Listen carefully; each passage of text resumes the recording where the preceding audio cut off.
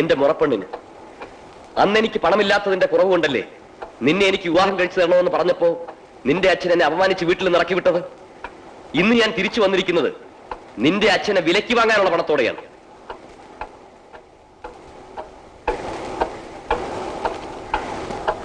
പക്ഷേ നീ ഇന്ന് ഒരു കോടീശ്വരന്റെ ഭാര്യയായിപ്പോയി. അതിലെനിക്ക് പരാതിയോ പരിഭവമോ ഇല്ല.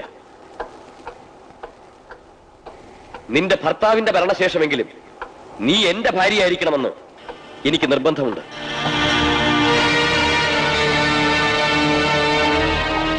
ഈ എഴുതിയതിനേക്കാൾ കൂടുതൽ കാര്യങ്ങൾ എനിക്ക് ലതികയോട് നേരിട്ട് പറയാനുണ്ട്. ബുധനാഴ്ച വൈകിട്ട് 5:30 വണ്ടിക്ക് ഞാൻ നിങ്ങളുടെ നാട്ടിലെത്തും. സ്വന്തം സുധീർ. ഹലോ, ആ എന്താ കോൺഫറൻസ് ഒക്കെ കഴിഞ്ഞോ? എന്ന് പുറപ്പെടും? എന്താ ഇങ്ങനെ പൊട്ടിച്ചിരിക്കുന്നത്?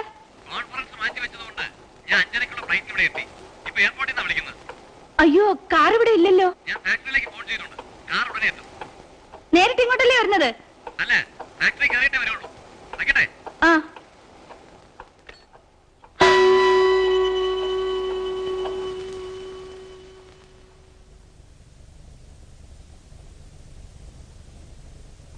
ഈ എഴുതിയതിനേക്കാൾ കൂടുതൽ കാര്യങ്ങൾ എനിക്ക് ലതികയോട് നേരിട്ട് പറയാനുണ്ട്. ബുധനാഴ്ച വൈകിട്ട് 5:30 വണ്ടിക്ക് ഞാൻ നിങ്ങളുടെ നാട്ടിലെത്തും.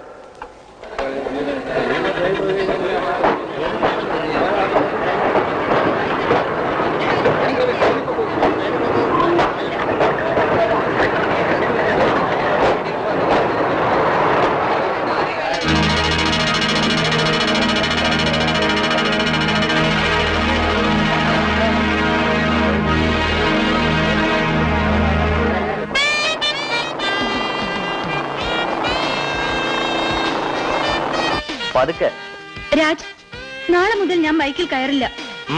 എന്ത് പറ്റി? നമ്മുടെ ഈ ബന്ധത്തെ കുറിച്ച് കോളേജിൽ മുഴുവൻ പാട്ടാ. ഇനി നാട്ടുകാരെ കൊണ്ട് ഇത് പറയിപ്പിക്കണോ? പറയിപ്പിക്കണം. എങ്കിലേ നമ്മുടെ വീട്ടുകാർ കൂടി ഇത് അറിയുള്ളൂ. രാജിന്റെ വീട്ടിൽ ഇന്ന് എന്നെ അറിഞ്ഞോളൂ. നമ്മൾ ബൈക്കിൽ പോകുന്നത് നിങ്ങളുടെ ഡ്രൈവർ കണ്ടിട്ടുണ്ട്. കണ്ടോ? സംഗതി പുലിവാലായല്ലോ രതി. ഇന്നിനി വീട്ടിൽ ചെല്ലുമ്പോ ഞാനും അച്ഛനും തമ്മിൽ ഗുസ്തി നടക്കുന്നുള്ള കാര്യം തീർച്ചയാ. ഏതായാലും രതി റെഡിയായിരുന്നു. പെട്ടെന്ന് നമ്മുടെ വിവാഹം നടത്തേണ്ടി വരും. പിന്നെ വിവാഹമൊന്നും ഇപ്പൊ വേണ്ട. അതൊക്കെ ഡിഗ്രി എടുത്തു കഴിഞ്ഞു മതി. അത് ശരിയാ. അല്ലെങ്കിൽ എക്സാമിനേഷൻ ഹോസ്പിറ്റലിൽ കിടന്ന് എഴുതേണ്ടി വരും. അതെന്തിനാ? Excuse me. സദാനന്ദൻ മുതലാളിയുടെ വീട് ഇവിടെ അടുത്താണോ? കുറച്ചുകൂടെ പോണം. വീട് ഞാൻ കാണിച്ചു തരാം. എന്റെ അച്ഛൻ അവിടുത്തെ ഡ്രൈവറാ. ഇയാൾക്ക് ചോദിക്കാൻ വേറെ ആരും കിട്ടിയില്ല. നേരത്തെ പറഞ്ഞേ. Thank you. സോറി.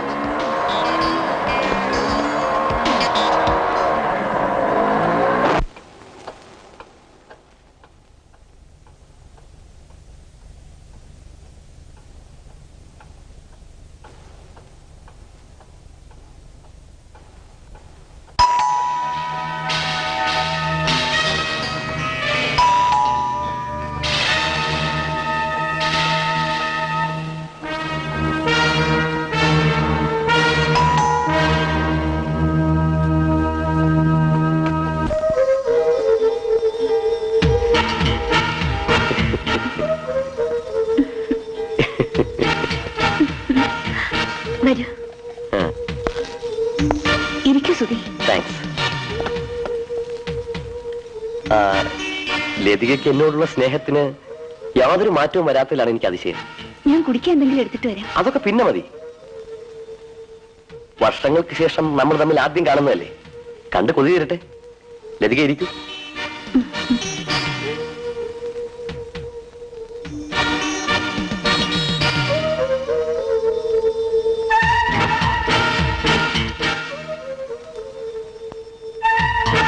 ആളിന്റെ ആകൃതിക്ക് മാറ്റമുള്ളൂ. സ്വഭാവം എല്ലാം പഴയപടി തന്നെ. അതിന്റെ ഏറ്റവും വലിയ തെളിവല്ലേ ഞാൻ ലതികയ്ക്ക് അയച്ച കത്ത്.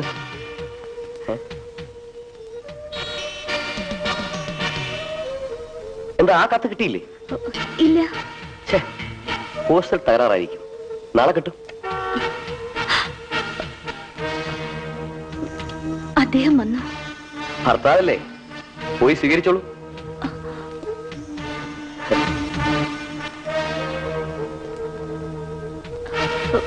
സുധി ഞാനുടനെ പോയേക്കാം.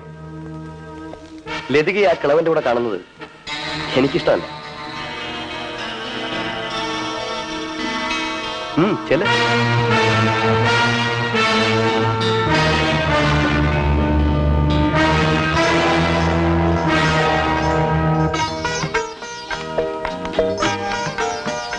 എന്താ ഉറങ്ങുകയായിരുന്നു? നോനോ,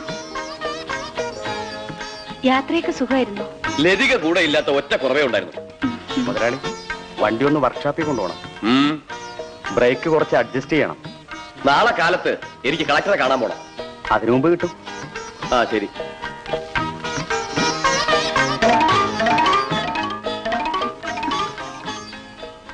സഹായത്തിന് ആരെങ്കിലും നിർത്താൻ പറഞ്ഞ ലതിക എന്താ അനുസരിക്കാത്തത്? എല്ലാ വേലയ്ക്കും ആളെ നിർത്തിയ എനിക്കിവിടെ എന്തെങ്കിലും ജോലി വേണ്ടേ? നിനക്കിവിടെ കൂട്ടിനൊരാളുണ്ടാവുമല്ലോ. നിങ്ങളില്ലാത്തപ്പോ ആ ഡ്രൈവറുടെ മകൾ എപ്പോഴും ഇവിടെ തന്നെയാ. ഈ കോൺഫറൻസ് മാറ്റി വെച്ച ഉടനെ ഞാൻ ഇങ്ങോട്ട് ഓടിയെത്തിയത് നീ ഇവിടെ ഒറ്റയ്ക്കല്ലേന്ന് കരുതിയിട്ടാ. ഈ കോൺഫറൻസിന് പോകുമ്പോ ഞാനും കൂടെ വരാം. കൂടെ വരുന്നതിൽ എനിക്ക് വിരോധം ഉണ്ടായിട്ടല്ല, അവിടെ നടക്കുന്ന ആചാരങ്ങളുമായിട്ട് നിനക്ക് പൊരുത്തപ്പെടാൻ കഴിയുമോ എന്നാ പേടി. അക്കാര്യത്തിൽ പേടിക്കണ്ട, നിങ്ങൾ എന്റെ കൂടെ ഉണ്ടാവില്ലേ? ശരി, അടുത്ത മാസം നമുക്ക് ഒരുമിച്ച് പോവാം. എടാ, എന്തോ അവന്റെ ബൈക്കിൽ ഒരു പെണ്ണ് കയറി പോകുന്നത് കണ്ട ഉടനെ നീ എന്താ ചെയ്യേണ്ടത്? സാറിനെ വിവരം അറിയിക്കണം. എടാ വിവരം കെട്ടവനെ, അതല്ല വേണ്ടത്. നീ അവരെ ഫോളോ ചെയ്ത് അവൻ ആ പെണ്ണിനെ എവിടെ ഇറക്കി വിട്ടുവെന്നും അവൾ ഏതാണെന്നൊക്കെ അന്വേഷിക്കണമായിരുന്നു. ഞാനും അത് വിചാരിച്ചതാ. എന്നിട്ട് എന്താടാ നീ അത് ചെയ്യാതിരുന്നത്? ഫോളോ ചെയ്യാൻ കാറിൽ പെട്രോൾ വേണ്ടേ? നോക്കിയപ്പോ കഷ്ടിച്ച് വീട്ടിൽ പെട്രോളേ ഉണ്ടായിരുന്നുള്ളൂ. നീ ഒന്നും ഒരിക്കലും നേരെയാവില്ലടാ. സാറിങ്ങനെ എല്ലാ കാര്യങ്ങളും അളന്ന് മുറിച്ച് എന്നാലേ ഞാൻ പിന്നെ എന്ത് ചെയ്യാനാ? ചതിച്ചോ? എടാ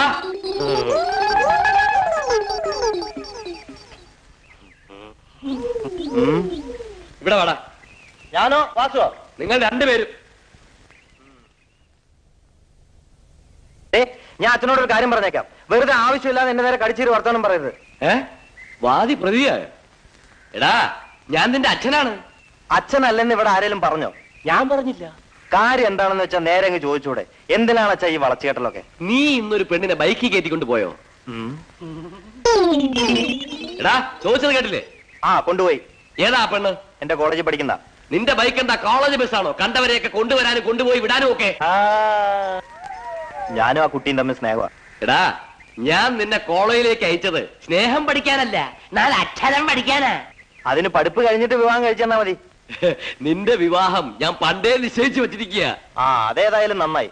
പക്ഷെ ഒരു കാര്യം, മറ്റുള്ളവരുടെ മുമ്പിൽ വെച്ച് അച്ഛനെ ധിക്കരിച്ചു എന്നുള്ള ചീത്തപ്പേര് എനിക്ക് ഉണ്ടാക്കി വെക്കരുത്. പറഞ്ഞേക്കാം. എടാ അവനാ പറഞ്ഞതിന്റെ അർത്ഥം നിനക്ക് മനസ്സിലായോ? ഇല്ല. അല്ലെങ്കിൽ നിന്നോടത്തൊക്കെ ചോദിച്ചിട്ട് എന്താ കാര്യം? സാർ നാളത്തേക്ക് പെട്രോള്.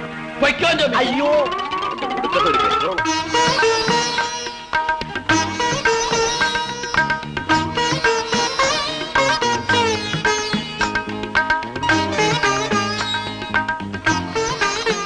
അതെന്താ നെറ്റിയിൽ തൊടാത്തത്?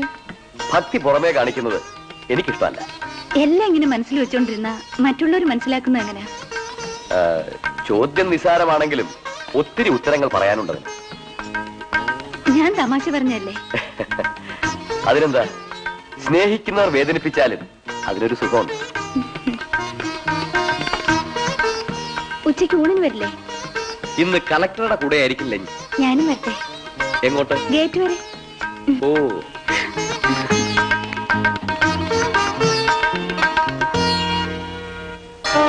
ഭാരതി എല്ലാം വായിച്ചില്ലേ? സാറേ നോക്കിയേ, സാറിന്റെ മകനും ആ പെണ്ണും. എടാ വാസു, വേഗം കാറ് വിടറാ, അതാ അവര് പോകുന്നു.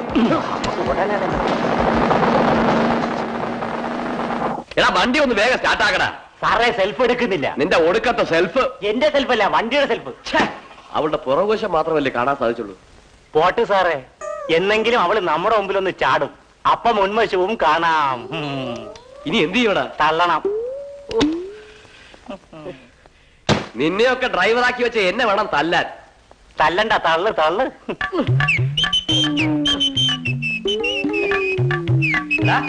കാറിനകത്തിരുന്ന് ഗാനമേളേ? തള്ളു തള്ളു.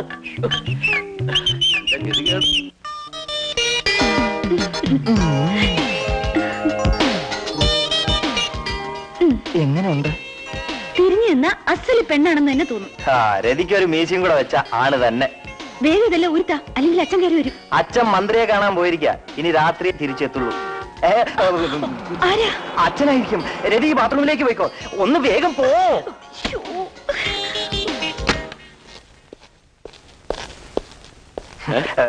ഇതെന്ത് വേഷമാടാ?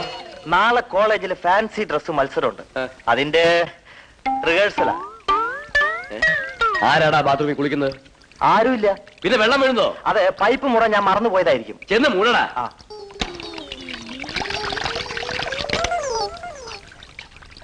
രാജു, എടാ രാജു, ഞങ്ങൾ കുളിക്കുക. ഞങ്ങളോ? ഞാൻ കുളിക്കുക. വേഗം കുളിച്ചിട്ട് വാ, നമുക്കൊരു സ്ഥലം വരെ പോകണം.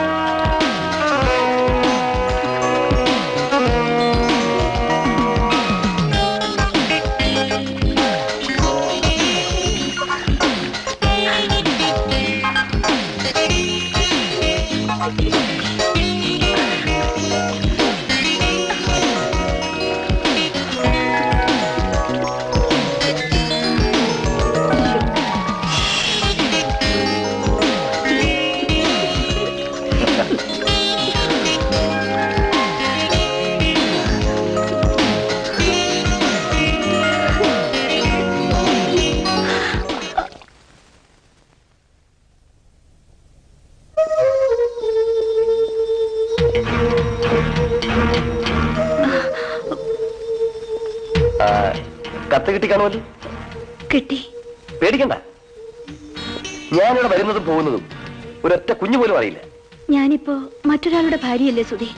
മനസമാധാനത്തോടെ ഞാനിവിടെ ജീവിച്ചോട്ടെ. മനസമാധാനത്തോടെ നിനക്കിവിടെ ജീവിക്കാൻ സാധിക്കില്ലെന്ന് എനിക്കറിയാം. സദാനന്ദൻ മുതലാളി പല കാഴ്ച വസ്തുക്കളും ഇവിടെ വാങ്ങിച്ചു കൂട്ടിയിട്ടുണ്ട്. അവയിൽ ഒന്നായിട്ടല്ലേ നിന്നെ അയാൾ കാണുന്നുള്ളൂ. ഞാൻ അങ്ങനെയല്ല. പണവും തന്റെ ഉള്ള സുധീറിന് എന്നേക്കാൾ സൗന്ദര്യമുള്ളവരെ കിട്ടില്ലേ? എത്ര വേണമെങ്കിലും കിട്ടും, പക്ഷേ അവർക്കൊന്നും നിന്റെ രൂപം ഉണ്ടായിരിക്കില്ലല്ലോ. ഒരു ഭാര്യയുടെ കടമ എന്താണെന്ന് സുധീറിന് അറിയാത്തതുകൊണ്ടാ ഇങ്ങനെയൊക്കെ പറയുന്നത്. വെറുതെ തർക്കിച്ച് സമയം കളയുന്ന എന്തിനാ? എന്താ സുധി ഇത്? ഈ വീട്ടിലെ ചുറ്റുപാടുകളൊക്കെ നമുക്ക് അനുകൂലമാണ്. ഭർത്താവ് കളക്ടറെ കാണാൻ പോയിരിക്കല്ലേ, ഇനി വൈകിട്ടല്ലേ വരുള്ളൂ. വേണ്ട സുധി, പ്ലീസ് സുധി പോകൂ.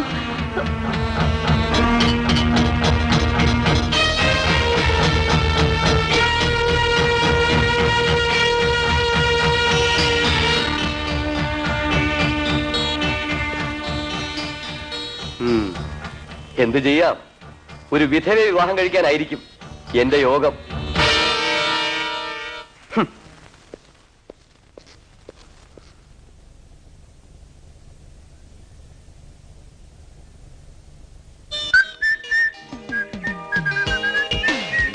എന്താ രാജി ഇത്ര താമസിച്ചത്? ഇവിടെ അടുത്തൊന്നും കടയില്ല, എന്നാ പിടിച്ചോ.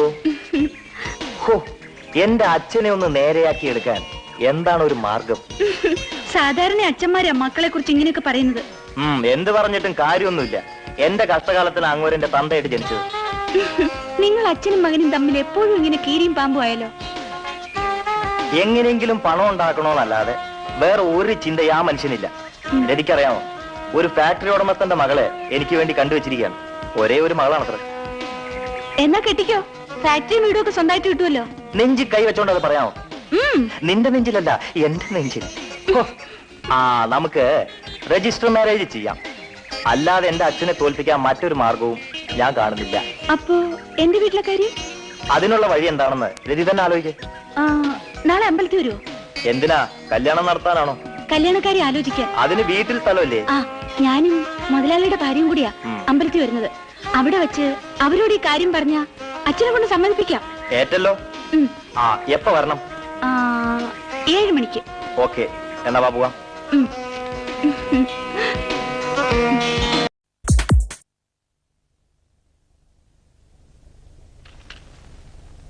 ഇന്ന് ഉറങ്ങുന്നില്ലേ? ഇതൊക്കെ ഒന്ന് വെരിഫൈ ചെയ്യാം. നീ പോയി കിടന്നോളൂ. ഇപ്പൊ രാത്രി ഉറക്കം വെച്ച് ഇതൊന്നും നോക്കണ്ട, നാളെ രാവിലെ മതി. സ്നേഹത്തോടെ ആജ്ഞാപിക്കുമ്പോ അനുസരിക്കാതിരിക്കുന്നത് മര്യാദയാണ്.